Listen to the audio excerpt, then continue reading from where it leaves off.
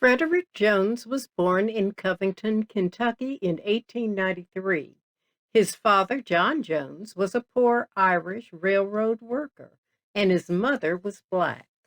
Tensions in the home resulting in his mother leaving young Frederick at age 6.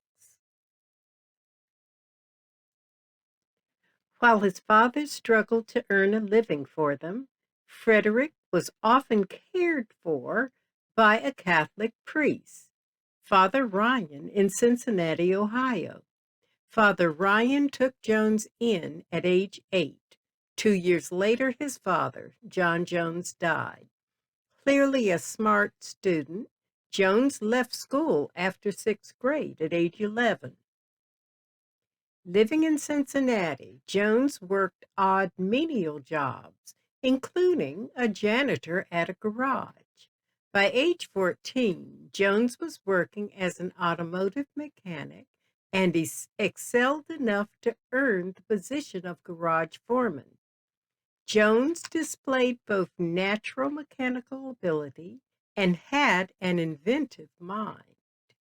He learned mechanical skills through independent reading and study. In 1912, Jones moved to Halleck, Minnesota, where he worked as a mechanic on a 50,000-acre farm owned by James J. Hill, who also owned the Great Northern Railroad. Proximity to Hill and the railroad facilitated his education in electricity and steam locomotive engines. Jones lived there for over 20 years. He later told a newspaper writer that Halleck was a place, quote, where a man was judged more on his character and ability than on the color of his skin, end quote. Jones received his engineering license at age 20 while living there. He later upgraded his license to the highest grade.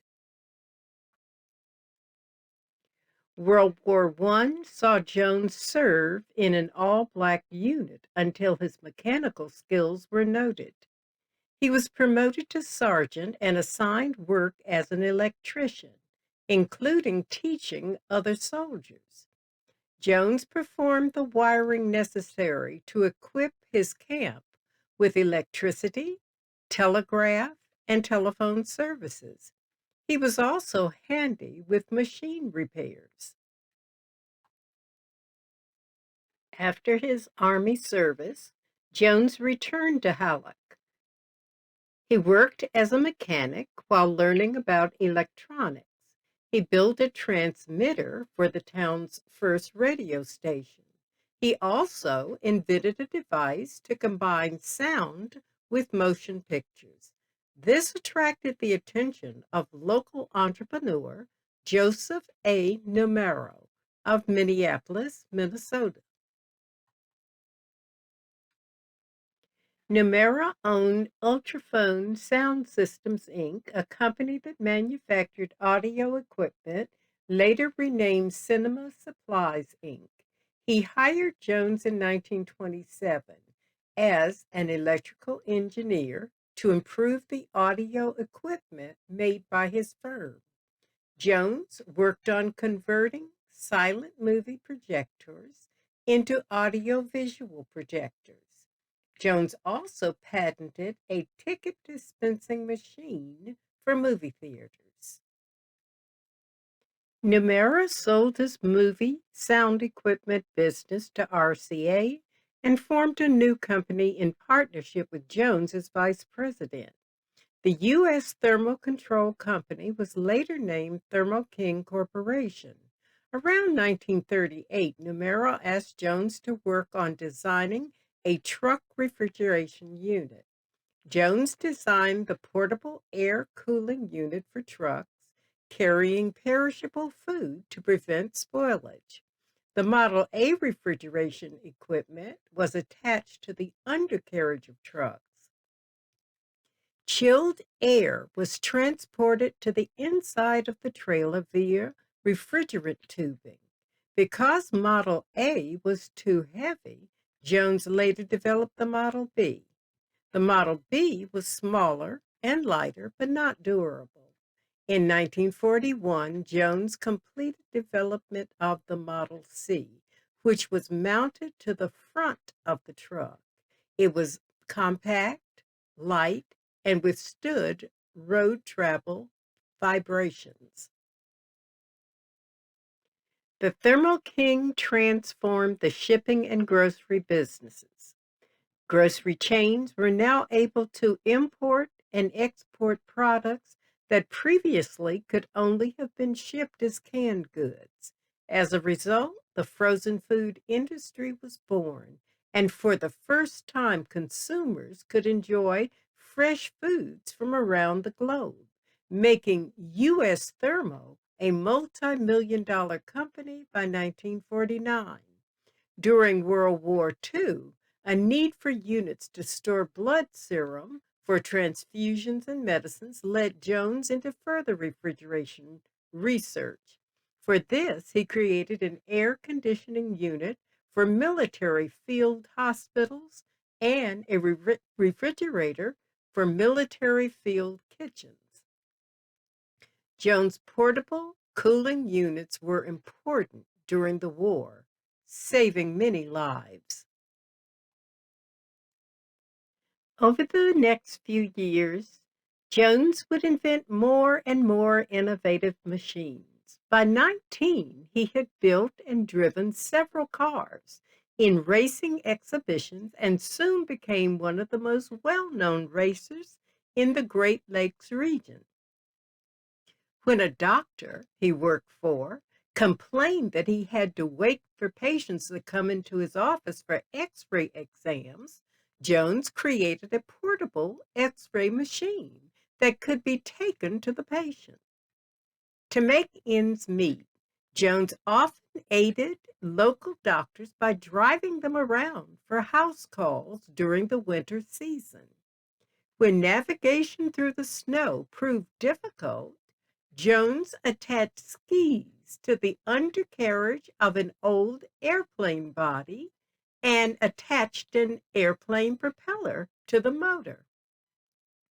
He was soon whisking doctors around town at high speeds in his new snow machine, an early prototype of the snowmobile. He invented a soundtrack synthesizer and sold the patent to RCA. Not well known or documented, Jones patented a self-starting gasoline lawnmower. During his life, Jones was awarded 61 patents. 40 were for refrigeration equipment, while others were for devices for theater equipment and devices pertaining to gasoline engines. Take a quick look at his patent designs.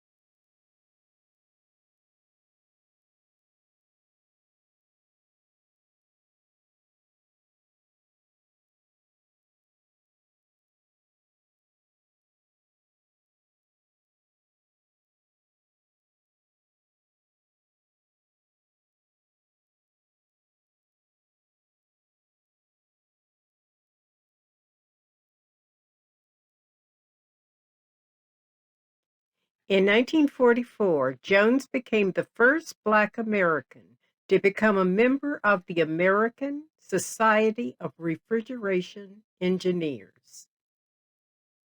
In 2007, Jones was inducted into the National Inventors Hall of Fame, which honored him as a visionary veteran.